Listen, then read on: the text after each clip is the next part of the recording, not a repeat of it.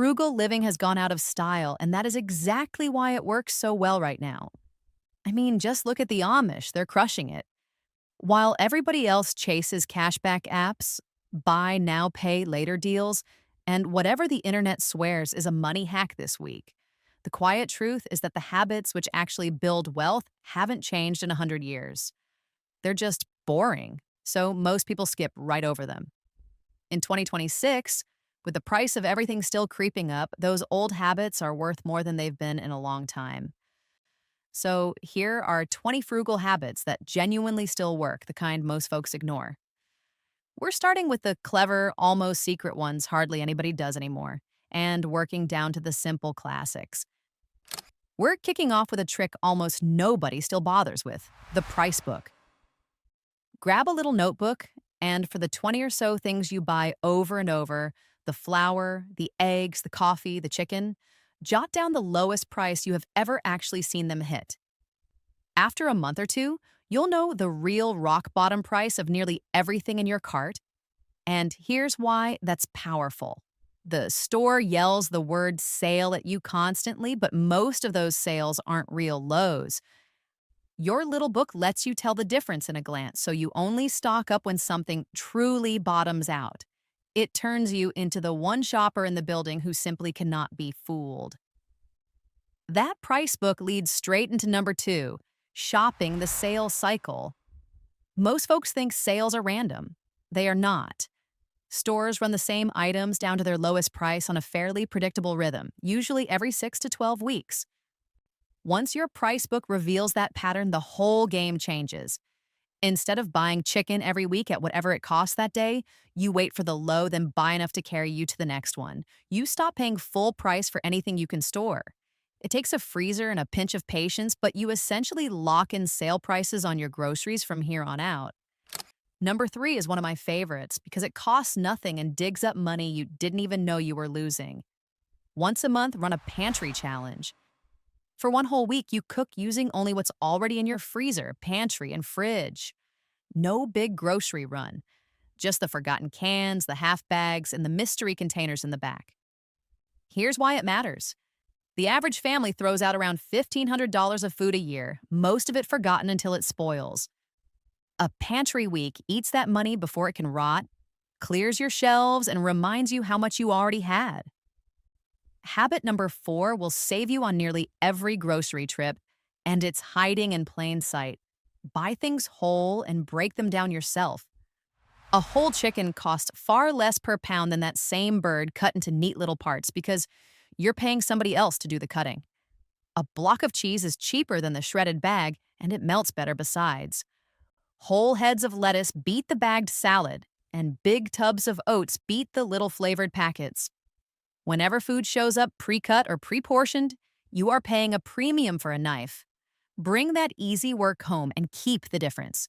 Number five is a mindset shift that quietly changes how you spend on just about everything. Stop staring at the price tag and start doing the cost per use math instead. A good pair of leather boots might run you $200, but if they last a solid 10 years, that's pennies a day. The $20 pair you replace every winter actually costs you far more over time, and your feet are colder the whole way through.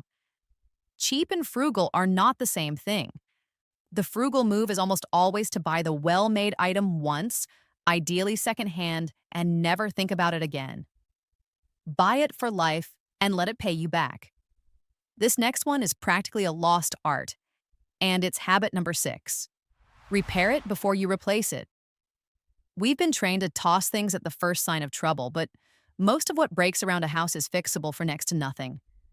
A dab of glue, a fresh washer, a sharpened blade, a patched knee in a pair of jeans.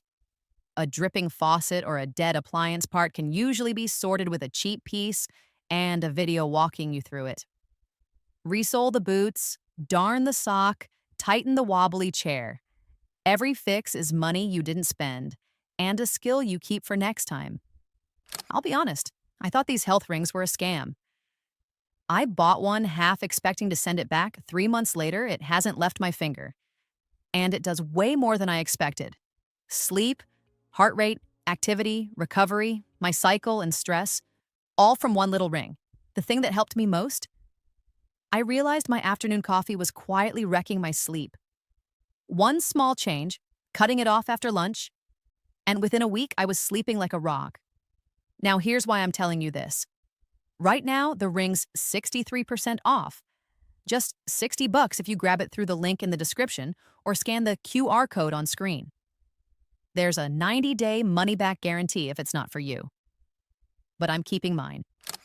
Number 7 is where a homestead really starts to shine, making at home what most people buy at the store. And I don't only mean coffee, though brewing your own instead of buying it out saves a small fortune across a year. I mean baking bread for pennies a loaf, simmering rich broth from bones you'd have tossed, turning a jug of milk into yogurt, even mixing your own cleaning spray from vinegar and water. Each one feels small on its own. But every single thing you teach yourself to make is a bill you cross off your list for good. That's the real magic of it.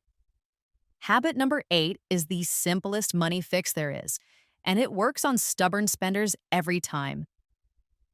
Switch to cash for the categories where you always overspend, like groceries, eating out, or your fun money. Pull out exactly what you've budgeted, tuck it into labeled envelopes, and once an envelope is empty, you're finished for the month. Here's why it works. Studies have found people spend quite a bit less handing over real bills they can see and feel, rather than tapping a card where the money stays invisible.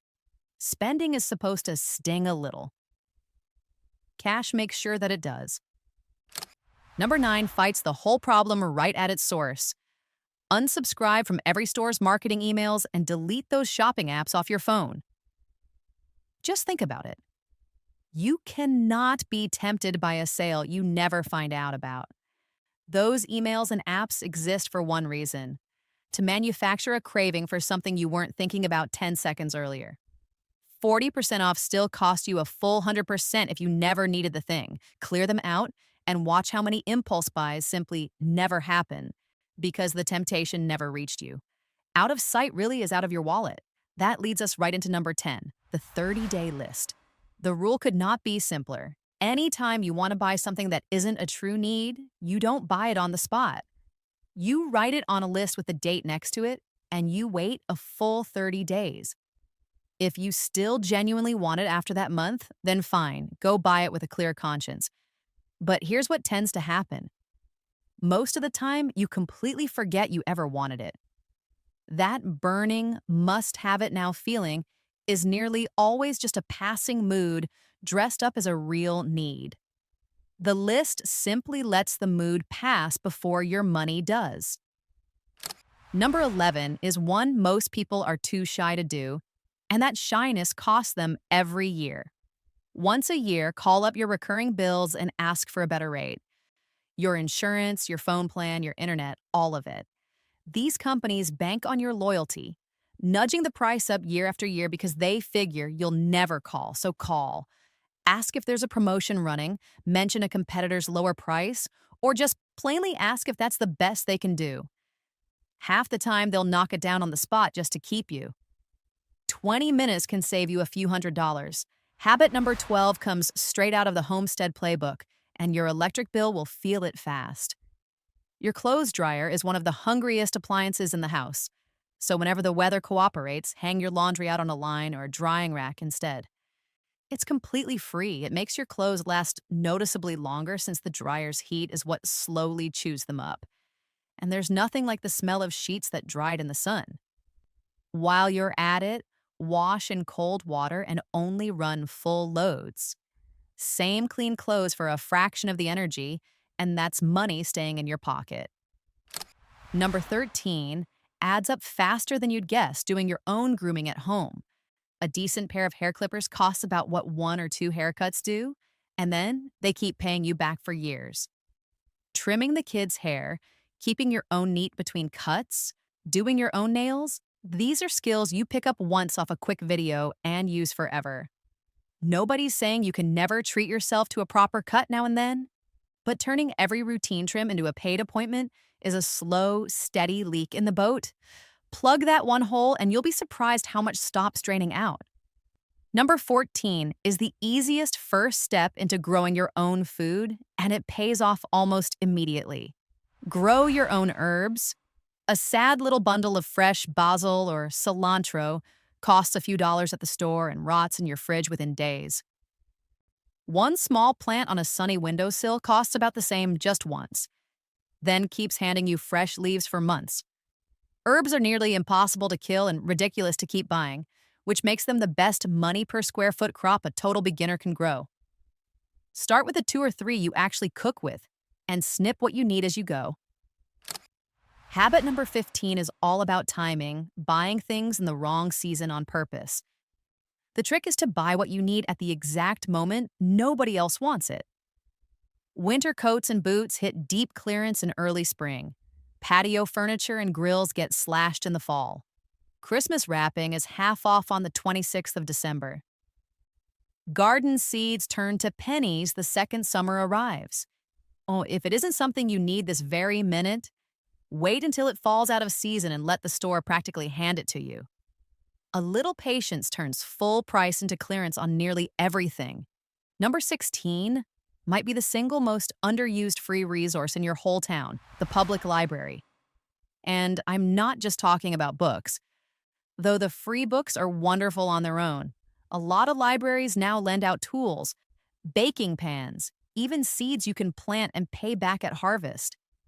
They hand out free passes to museums and parks, free classes, free internet, and a whole digital shelf of audiobooks and movies you can borrow from your couch. People pay good money for subscriptions to get things their library offers for nothing. Go get a card, ask what all they've got, and you may never buy half of it again. Habit number 17 stops a slow, sneaky leak you probably never notice. Swap your disposables out for reusables. Paper towels, paper napkins, plastic wrap, the throwaway razors. Every one of these is something you buy, use once, throw away, and buy again, forever. It's a tiny payment that never ends. A stack of cloth rags does the work of endless paper towels. Cloth napkins last for years and look nicer. A good safety razor pays for itself in a few months. Anything you have to keep rebuying is a habit worth breaking for good. Number 18 is the habit that quietly keeps all the others from falling apart, a small fix-it fund. Here's the cruel thing about being broke. It's expensive. When you've got no cushion and the car breaks or the water heater quits, you're forced to reach for a credit card or a quick loan, and then you're paying interest on top of the repair for months. So you keep a little stash tucked away, even just a few $100s, set aside for nothing but those surprises. It quietly saves you from the late fees, the overdrafts, and the interest, which are some of the priciest things a tight budget ever pays for. Number 19 is one you've surely heard before, but most people still don't do it as often as they should. Buy the generic. That store brand right next to the name brand is very often made in the same factory from the same ingredients, just wearing a plainer label and a price 20 or 30% lower.